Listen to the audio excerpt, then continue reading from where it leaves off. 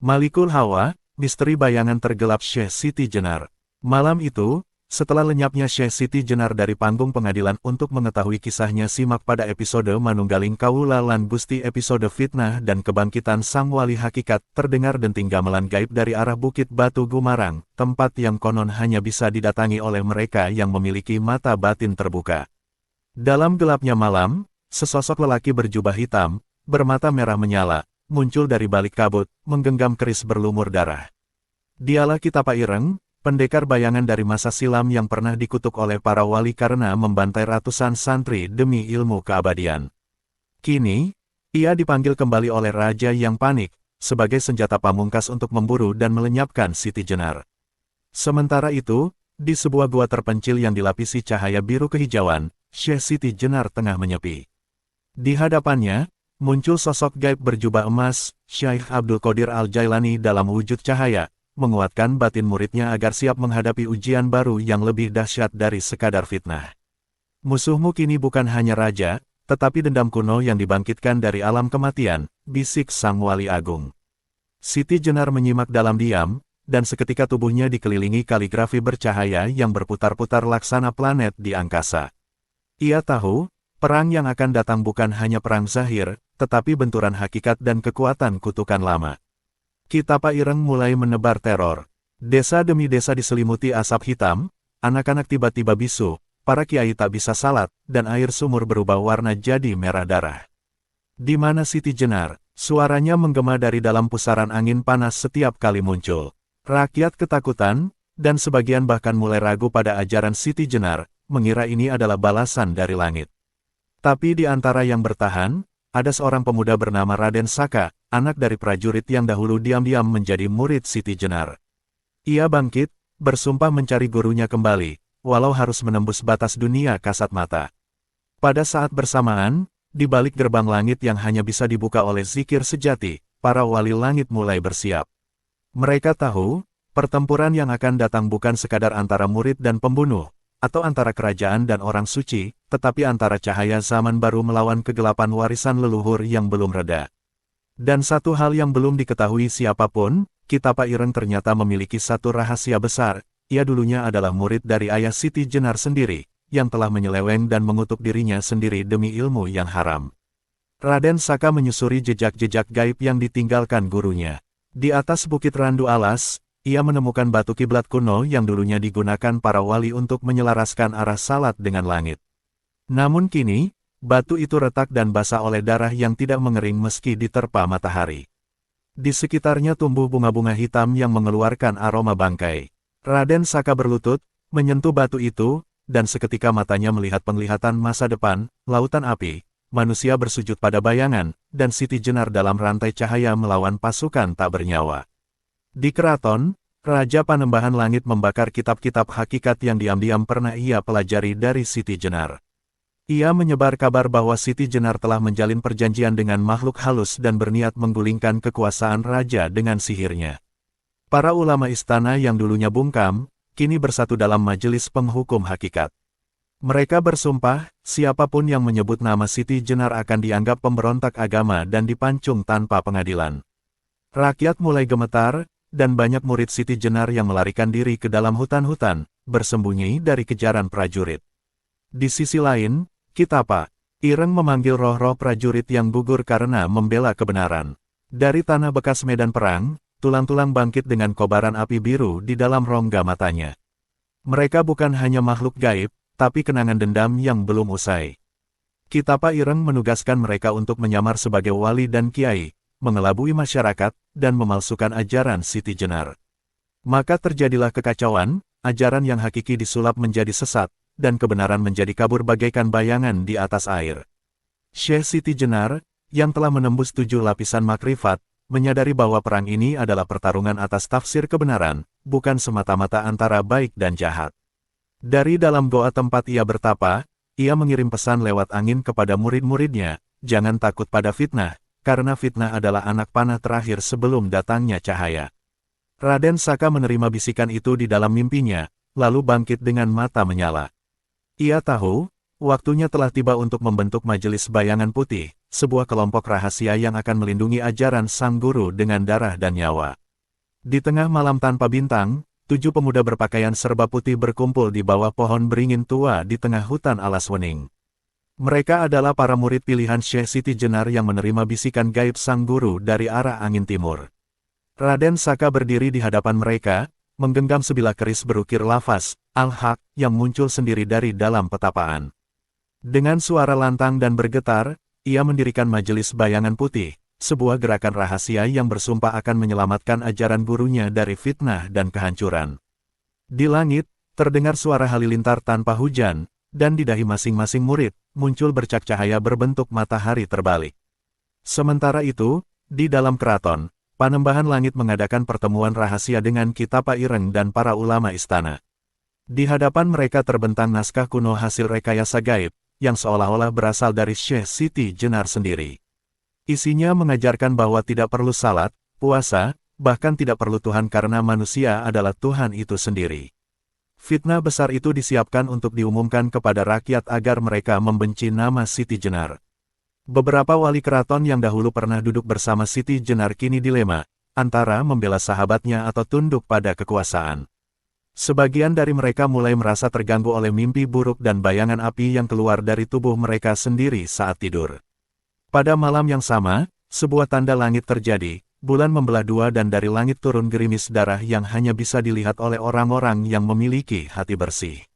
Di desa-desa, para kiai dan santri yang masih setia pada jalan kebenaran mulai mengalami kejadian aneh, cahaya yang keluar dari sumur, suara azan dari hutan, dan batu yang mengucapkan zikir tanpa henti. Semesta seperti hendak bersaksi bahwa fitnah terhadap sang wali tidak akan dibiarkan begitu saja.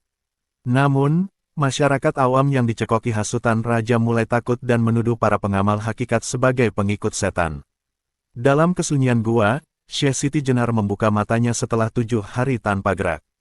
Di sekelilingnya, binatang buas duduk tenang, seolah menjadi saksi kebangkitan cahaya dari tubuh sang wali. Suaranya lembut namun menghentak dimensi lain, wahai langit dan bumi, siapkan dirimu, karena gelombang kebenaran akan menghantam gelombang dusta. Hakikat tidak akan dibungkam, maka tergetarlah gunung-gunung kecil di sekitarnya, dan dari dalam tanah keluar cahaya yang bergerak menuju arah keraton. Sebuah perang besar antara cahaya dan bayang-bayang pun mulai dipersiapkan. Langit mendung pekat menggulung di atas keraton saat Panembahan Langit bersiap mengumumkan fatwa besar kepada rakyat. Ribuan orang berkumpul, di alun-alun dengan wajah tegang, menunggu titah raja yang katanya akan membongkar kedok seorang ulama sesat. Namun sebelum suara sang Panembahan menggema dari singgasana emasnya, bumi bergetar hebat. Sebuah kilat menyambar pendopo utama, membelah tiangnya menjadi 2, dan dari celah itu muncul seekor burung raksasa putih, membentangkan sayap api sambil mengumandangkan kalimat La ilaha illallah dengan suara seperti guntur dari langit ketujuh. Orang-orang berjatuhan, sebagian pingsan, sebagian menangis ketakutan. Di balik tembok keraton, Kitapa Ireng bergegas menuju ruang penyimpanan kitab rahasia, tapi mendapati semua lembar naskah palsu tentang ajaran Syekh Siti Jenar telah berubah menjadi abu. Dari balik asap itu terdengar suara gaib yang lembut namun menggetarkan, wahai para pemalsu kebenaran, siapa menabur dusta akan menuai laknat. Ketakutan menyergap Kitapa Ireng, tubuhnya membeku, dan matanya memandang takjub pada bayangan Syekh Siti Jenar yang muncul dari api lilin, bukan sebagai manusia, tapi cahaya murni yang menatap lurus ke dalam hatinya. Di desa-desa, para pengikut jalan hakikat mulai berkumpul dalam sunyi, menerima kabar lewat mimpi, bisikan angin, dan gemericik air yang berubah jadi suara. Raden Saka dan para murid majelis bayangan putih mengatur siasat dengan cara gaib, memanggil ruh para wali terdahulu yang pernah bertapa di tanah Jawa. Dalam ritual di bawah bulan berdarah, mereka melihat petunjuk langit, sosok Syekh Siti Jenar duduk di singgasana cahaya, diapit oleh sosok Sunan Kalijaga dan Sunan Bonang dalam bentuk roh. Sebuah perang tak terlihat akan segera dimulai, dan senjatanya bukan besi, tapi ilmu, zikir, dan keteguhan hati. Malam itu, Syekh Siti Jenar muncul di tengah mimpi seorang prajurit istana muda bernama Lodra. Dalam mimpinya, Lodra berjalan menembus ribuan topeng manusia, dan setiap topeng yang diangkat, wajahnya sendiri terlihat di bawahnya. Di ujung lorong, Siti Jenar berdiri menunggu, mengucapkan satu kalimat, kebenaran sejati bukan apa yang kau lihat, tapi apa yang membuat jiwamu gemetar. Lodra terbangun dengan tubuh berkeringat, tapi hatinya tercerahkan. Ia tahu kini, bahwa tidak semua yang disebut ajaran sesat, benar-benar sesat, karena ada yang lebih sesat dari kesesatan, yakni kebohongan yang dibungkus kekuasaan. Pagi belum sempurna menyingsing ketika kabut putih tebal menyelimuti seluruh hutan alas nyantri. Di tengah keheningan yang mencekam, seekor kijang putih melompat dari balik semak dan berhenti tepat di hadapan Raden Saka. Matanya bukan seperti hewan biasa, melainkan sepasang cahaya bening yang menyimpan pesan gaib. Tanpa bicara, kijang itu berjalan perlahan, dan Raden Saka mengikutinya hingga sampai di sebuah gerbang tak terlihat, dijaga oleh dua sosok berjubah hitam dengan wajah tertutup kain. Mereka tak berkata apa-apa, hanya menyentuhkan tongkat kayu ke dada Raden Saka, dan seketika tubuhnya terangkat melayang memasuki dimensi lain. Di dalam ruang tanpa arah dan waktu itu, ia bertemu Syekh Siti Jenar dalam bentuk yang tak kasat mata, hanya berupa pusaran cahaya yang memancarkan kedamaian dan ketegasan sekaligus. "Wahai Saka," suara itu menggema dari segala penjuru, "musuh kita bukan hanya orang-orang yang memfitnah, tapi juga kebodohan yang diwariskan turun-temurun." Syekh Siti Jenar menunjukkan gambaran masa depan, kerusuhan, darah, orang-orang tertawa di atas penderitaan, dan ulama dijadikan boneka raja. Namun dari tengah kegelapan itu, muncul satu cahaya kecil yang terus membesar, "Itulah harapan," kata beliau, "dan harapan itu harus dijaga oleh mereka yang berani melawan arus." Sementara itu, di dalam istana, Panembahan Langit sedang menyusun siasat besar. Ia telah memanggil seorang dukun tua dari tanah seberang, dikenal sebagai Ki Jantra Peteng, yang mampu menciptakan ilusi di hadapan rakyat. Buat rakyat melihat Siti Jenar sebagai iblis, titah sang Panembahan. Maka, dimulailah serangkaian pertunjukan gaib, api muncul dari tanah ketika nama Siti Jenar disebut, patung-patung menangis darah, dan anak-anak bermimpi buruk tentang ulama berjubah putih yang menyebar racun. Rakyat resah, dan perlahan-lahan, suara kebencian terhadap Siti Jenar mulai tumbuh di antara mereka yang tak tahu apa-apa. Namun di malam kelima, saat bulan tampak seperti mata merah, kejadian ganjil terjadi. Patung raksasa di pelataran candi utama retak tanpa sebab. Dari celah retakan itu, mengalir air bening yang mengeluarkan aroma kesturi. Seorang bocah tak dikenal duduk di dekatnya, wajahnya bercahaya, dan berkata kepada orang-orang, "Air ini adalah kebenaran yang pecah dari kebohongan. Siapa yang meminumnya, akan tahu apa yang tak pernah diajarkan oleh para pendusta." Kerumunan hening. Kabar ini menyebar cepat seperti nyala api, dan rakyat mulai ragu, benarkah yang mereka benci itu musuh, atau justru penyelamat.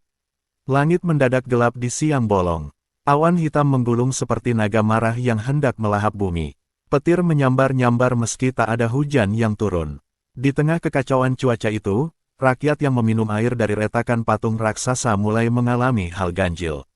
Mereka bermimpi didatangi seorang berjubah putih dengan wajah bersinar yang memeluk mereka dan membisikkan satu kalimat, "Hakikat sejati tak akan mati meski dibakar fitnah."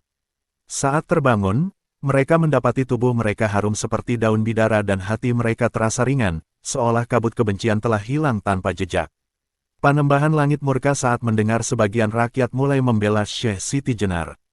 Ia mengirim pasukan rahasia ke pelosok desa untuk memburu siapapun yang berbicara baik tentang sang wali.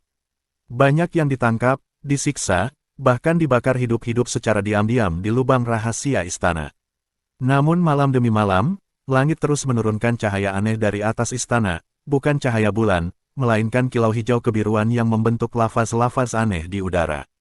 Setiap cahaya muncul, pasukan Panembahan merasa gatal, panas, bahkan ada yang berubah jadi batu dalam semalam. Ki Jantra Peteng yang diundang sebagai penasihat raja mulai ketakutan. Dalam pertapaannya, ia melihat sosok berjubah emas yang turun dari langit membawa kitab bercahaya. "Kau telah menanam dusta, maka bersiaplah menuai asap." Suara itu menggema dalam dadanya. Ketika terbangun, darah keluar dari telinganya.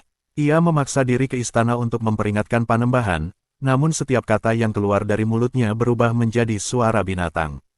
Para prajurit mengira ia kerasukan dan langsung mengurungnya dalam gua bawah tanah. Ki Jantra berteriak-teriak, tapi suaranya tak lagi bisa dimengerti manusia. Di sisi lain, Syekh Siti Jenar muncul di tengah hutan rimba mayit, tempat yang diyakini sebagai persemayaman ruh-ruh pendendam. Di sana, ia berdiri di atas batu hitam dan memanggil seluruh penjaga alam, makhluk gaib, jin mukmin, dan para arwah suci. "Fitnah sudah melampaui batasnya," katanya. Langit pun retak, dan dari celahnya, air mata seperti mutiara jatuh ke bumi, menyirami pohon-pohon mati dan membangkitkan bunga-bunga yang tak pernah tumbuh di musim kemarau. Alam semesta pun tahu, kebenaran sedang memanggil para penegaknya untuk bersatu. Malam itu, langit rimba mayit terbelah dua. Dari retakan agung itu, cahaya keemasan turun bersama ribuan entitas cahaya, jin mukmin berbaju perak, burung-burung cahaya, dan makhluk tak bernama yang bergetar dengan doa-doa zikir.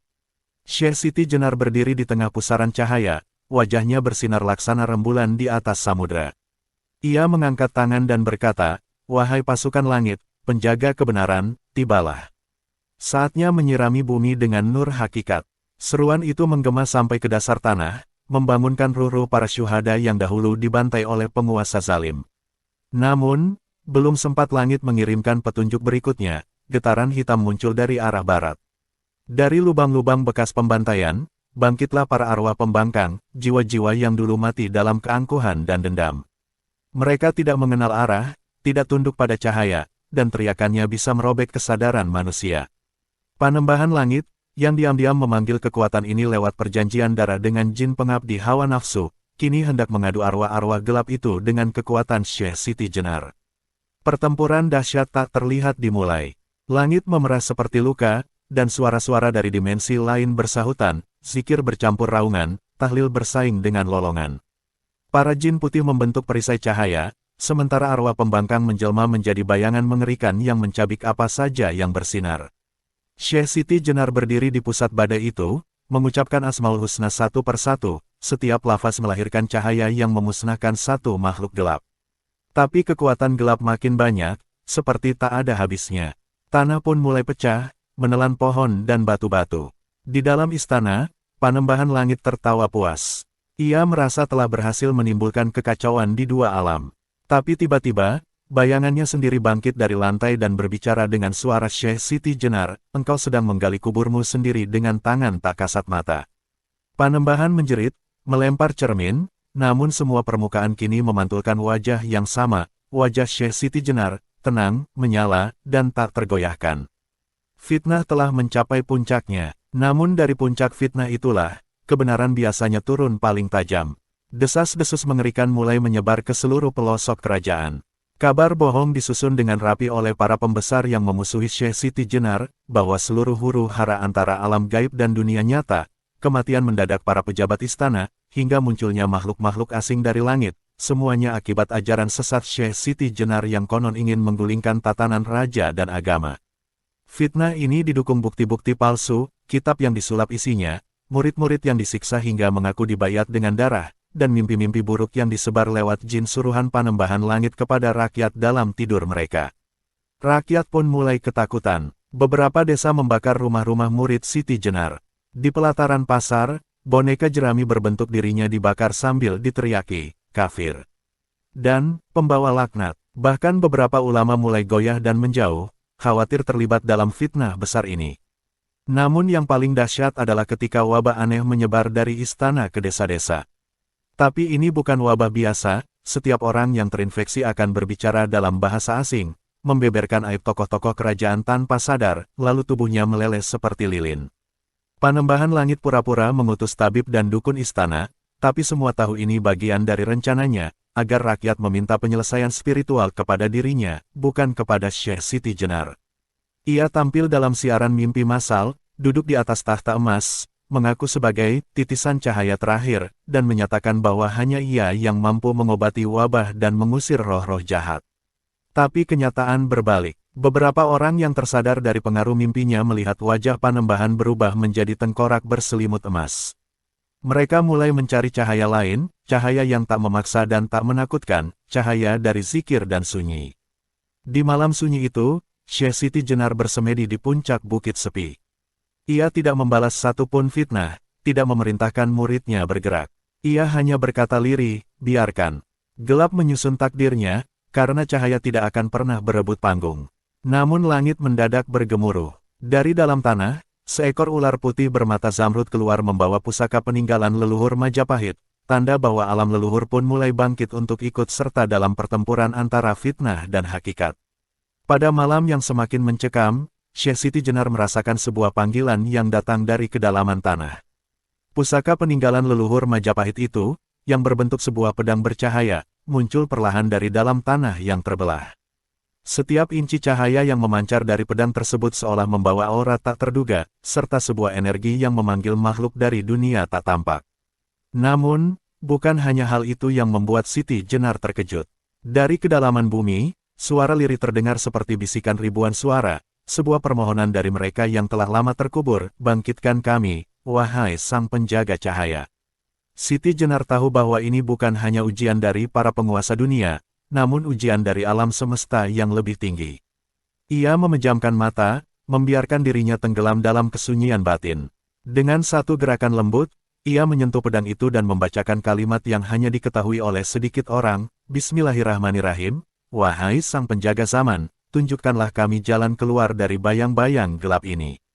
Seketika, petir menyambar langit, dan dalam sekejap, langit yang gelap berubah menjadi terang benderang, seolah alam semesta memberikan restu. Di atas bukit itu, dalam kilatan cahaya yang menyilaukan, muncul formasi cahaya berbentuk 5 sosok gaib, saudara-saudara spiritualnya yang telah lama hilang. 5 sosok itu, yang muncul dari dimensi lain, bukan hanya membawa kekuatan luar biasa, tetapi juga membawa pesan dari zaman kuno. Mereka adalah penuntun, penjaga, dan pelindung dari esensi yang lebih dalam, hakikat kehidupan yang tak terjangkau oleh tangan manusia biasa. Mereka berbicara dalam bahasa yang tidak dimengerti oleh manusia, namun Syekh Siti Jenar mengerti setiap maknanya. Masing-masing saudara kembar spiritual itu membawa pesan tentang kejadian yang akan datang, tentang bagaimana fitnah yang ditanamkan oleh Panembahan Langit tidak akan mampu menahan kebenaran yang datang dari Tuhan. Mereka berjanji untuk melindungi Syekh Siti Jenar dalam menghadapi gelombang badai fitnah yang semakin besar. Namun, sebelum mereka pergi, satu dari saudara kembar spiritual itu menatap Siti Jenar dengan mata penuh kesedihan. Akan ada satu pertempuran terakhir yang akan mengguncang seluruh dunia. Ketika tiba waktunya, engkau akan menyaksikan mereka yang pernah mengikuti ajaran sesat itu, tertunduk hina di hadapan kebenaran. Namun, mereka yang masih tersisa akan mengalami pilihan berat, bertobat atau hancur lebur dalam kebohongan mereka sendiri.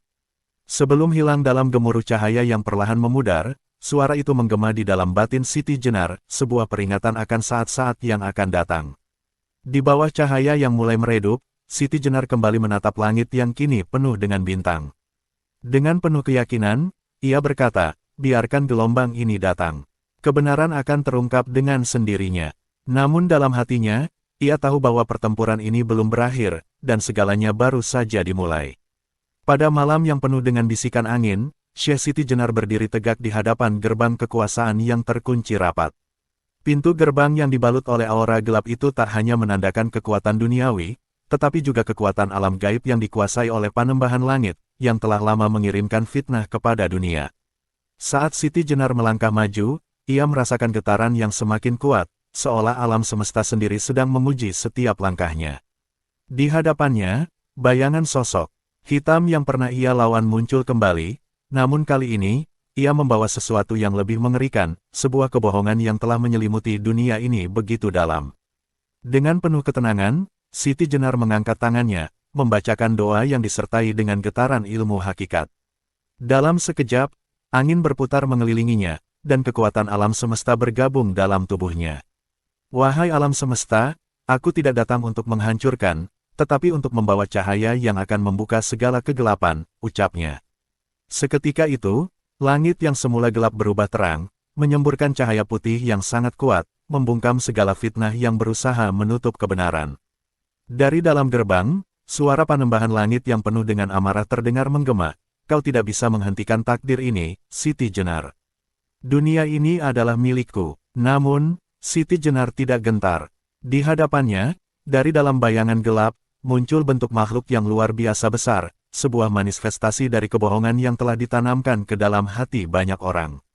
Makhluk itu menyerang dengan kekuatan dahsyat, namun Siti Jenar, dengan ketenangan yang mendalam, mengalirkan energi dari alam hakikat, menghindari setiap serangan dengan gerakan yang lembut namun mematikan. Kebenaran tidak akan pernah kalah, bisiknya, seolah suara itu datang dari segala penjuru. Dalam satu sentuhan, pedangnya yang bercahaya menciptakan getaran energi yang menggetarkan seluruh dimensi, menghancurkan kebohongan dan membebaskan jiwa-jiwa yang terjebak dalam kesesatan.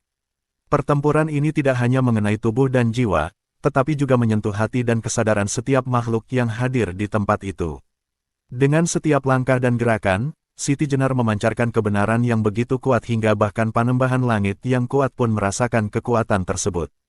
"Kau tidak akan bisa menang," teriak Panembahan Langit dengan penuh kebingungan, namun semakin ia berusaha untuk menguasai dunia ini, semakin ia merasa tak berdaya. Kebenaran yang dibawa oleh Siti Jenar bagaikan cahaya yang tak bisa dipadamkan, bahkan oleh kekuatan gelap sekalipun. Di saat yang kritis, ketika hampir semua harapan tampak hilang, muncul suara lembut dari saudara kembar spiritualnya yang telah lama pergi.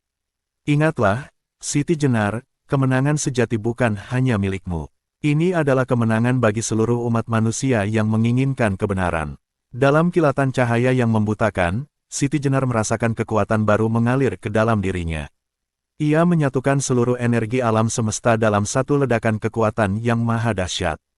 Dalam sekejap, segala kebohongan itu pun hancur, dan dunia yang semula gelap, kini kembali terang dengan kebenaran yang sejati.